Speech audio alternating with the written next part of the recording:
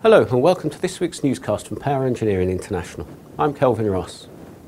In this week's headlines, the boss of E.ON has demanded that the German government tackle the country's ongoing capacity crisis. Mexico can quadruple its share of renewables by 2030, according to a report from the International Renewable Energy Agency. The World Bank has calculated that the global value of carbon pricing has reached almost $50 billion. And plans by the UK government to bring forward an end to Britain's subsidies for onshore wind farms have been attacked by the renewable industry. Johannes Teyssen, the chief of Germany's largest utility, E.ON, has said that Angela Merkel's government needs to address the country's broken power system quickly or risk wasting more money through ongoing inaction. Speaking at the Euroelectric annual conference in Berlin this week, Teyssen said that following the UK example of creating a capacity market would allow German utilities to provide the power required to prevent shortages in the future.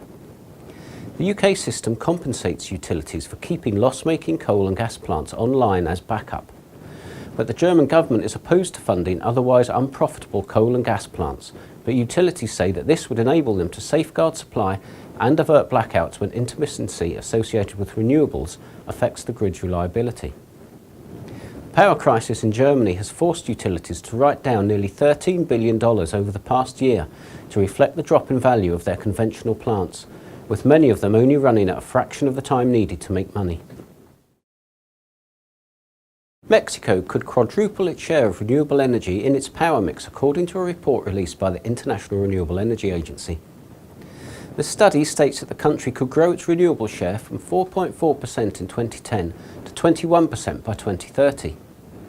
IRENA Director General Adnan Amin said that Mexico represents 1/5 of all energy used in the Latin American and Caribbean region and is key to ensuring a successful regional transition to renewable energy.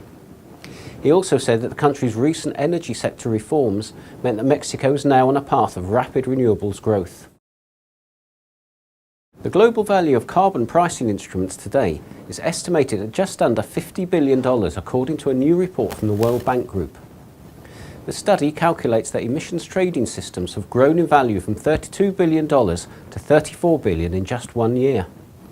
It states that the rise is due in part to the addition of the South Korea emissions trading scheme and the expansion of the California and Quebec cap and trade programs.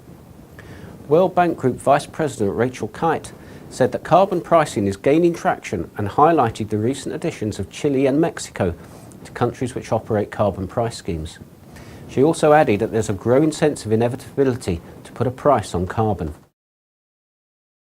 Plans by the UK government to bring forward an end to Britain's subsidies for onshore wind farms have been attacked by the renewables industry.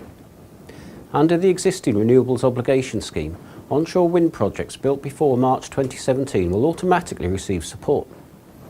However, the UK's new Energy Secretary, Amber Rudd, is said to be considering an earlier end to the scheme in order to fulfil the Conservative government's pre-election pledge to end new subsidies for onshore wind.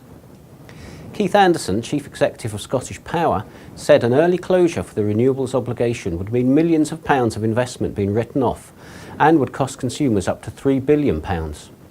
And Ian Marchant, spokesman for trade group British Wind, said the government's plans beggared belief and warned that if they went ahead, not a single energy project in the UK would be safe. Next week we'll be bringing you 3 newscasts live from PowerGen Europe in Amsterdam.